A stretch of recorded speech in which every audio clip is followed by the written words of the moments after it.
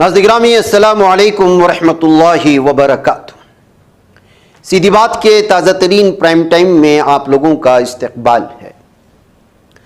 नाज़रीन, बिहार में इलेक्शन की आमद है। हर पार्टियां अपने अपने एतबार से तैयारियों में मसरूफ़ हैं और अब सियासी रैलियां भी चलेंगी, खींचातानी भी होगी, छीना झपटी भी होगी, सब कुछ होगा। लेकिन पार्टियों की अपनी अपनी अंदरूनी सतह की तैयारियां होती हैं। ऐसे में मुख्तलिफ किस्म के तबसरे इस वक्त बिहार में बीजेपी आरएसएस के ज़रिए से किस तरह मैदान बनाने की कोशिश कर रही है, उसके अलग अलग तरह के तबसरे वो हिंदी अखबारात में और मुख्तलिफ अखबारात में लिखे जा रहे हैं। उसी का और उन्हीं अखबारात का हवाला देते हुए कुछ तफसीलात में रोज़ाना ख़बरों के हवाले से लेकर के हाज़िर हुआ हूँ, जिसमें बयान करने की कोशिशें हुई हैं कि किस तरह से बिहार इलेक्शन में संघ का मुस्लिम हलकों पर फोकस हो रहा है। वोट बांटने की स्ट्रेटेजी पर कोशिशें हो रही हैं, घर घर दस्तक देने की कोशिशें हो रही हैं, हर ब्लॉक में मीटिंग्स मुनाकिद किए जा रहे हैं। लिखने वाले ने लिखा है उस अखबार में कि बिहार के वोटरों के दिल में आरएसएस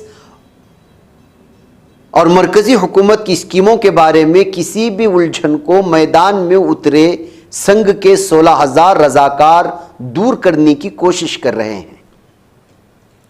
वो लोगों से राष्ट्रवाद, सरहदी सलामती, हिंदुत्व, पाकिस्तान, राम मंदिर, गौरक्षा और तरक्की जैसे मसाइल के बारे में भी बात कर रहे हैं।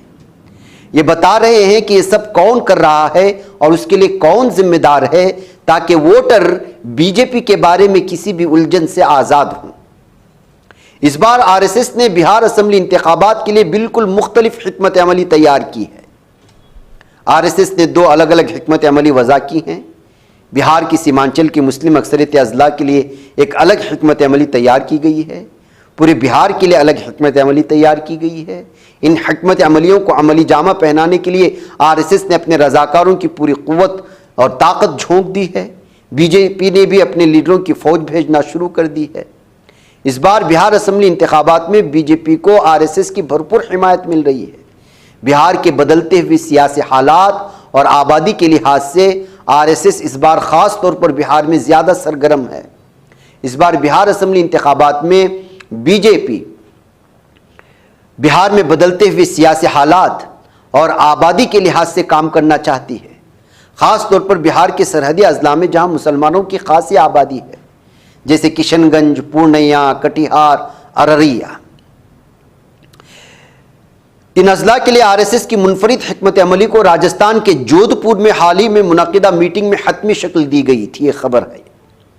सीमांचल के इलाके किशनगंज में मुसलमानों की आबादी 68% है, अगर आप जानना चाहें। मज़ीद बरा दीगर अज़ला में भी मुसलमानों की आबादी 30% से ज़्यादा है, जैसे कटिहार में तकरीबन 44.5%, अररिया में तकरीबन 43%, पूर्णिया में तकरीबन 38.5%।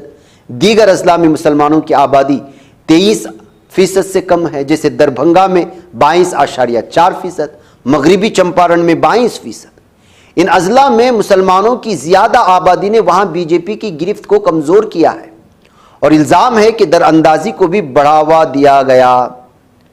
ज़राए का ख्याल है कि इस बार संघ मुस्लिम अक्सरियत इलाकों में ऐसे उम्मीदवारों की जीत को यकीनी बनाने की कोशिश करेगा जो मुस्लिम खुशामद की मुखालिफत करते हैं और नेशनलिस्ट हैं। इसका मतलब यह है कि अगर बीजेपी जीतने में नाकाम रहती है तो संघ परिवार ऐसे उम्मीदवारों की हिमायत करेगा जो मुस्लिम नहीं हैं और दरअंदाजी और डेमोग्राफी में तब्दीली की मुखालिफत करते हैं, चाहे किसी पार्टी से वाबस्ता हो या आज़ाद उम्मीदवार ही क्यों ना हो। आरएसएस ने न सिर्फ सीमांचल अज़ला के लिए एक मुनफरिद हिकमत अमली तैयार की है, बल्कि उसने उन तमाम सीटों पर अपने राष्ट्रवादी उम्मीदवार फार्मूले को नाफिज करना शुरू कर दिया है, जहां मुस्लिम वोटरों का फैसला कुन किरदार है और जो बीजेपी के लिए कमज़ोर जगह बन गई है।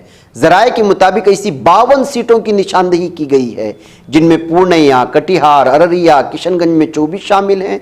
52 शनाख्त शुदा नशिस्तों में से 47 मुस्लिम अक्सरियती नशिस्तें हैं, जिन्हें संघ बदलती हुई आबादी का नतीजा समझता है। संघ ने पहले ही इन इलाकों में अपने रजाकारों को तैनात कर दिया है। बीजेपी ने अपने लीडरों को भी 2 माह की ड्यूटी पर लगा दिया है।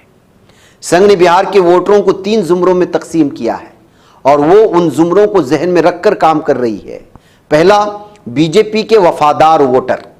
ये बीजेपी के वफादार वोटर हैं जो बैरूनी अवामिल से मुतासिर नहीं होते। आप जितना भी कोशिश कर लो, उनका वोट यहां से वहां नहीं होता।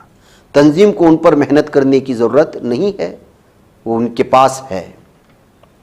दूसरा है कंफ्यूज्ड वोटर्स। ये वो राय दहिंदगान हैं जो आरजेडी, कांग्रेस और जनस्वराज की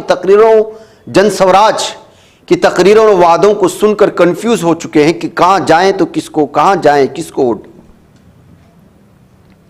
संघ ने ऐसे वोटरों के लिए एक मुनफरिद हिकमत अमली तैयार की।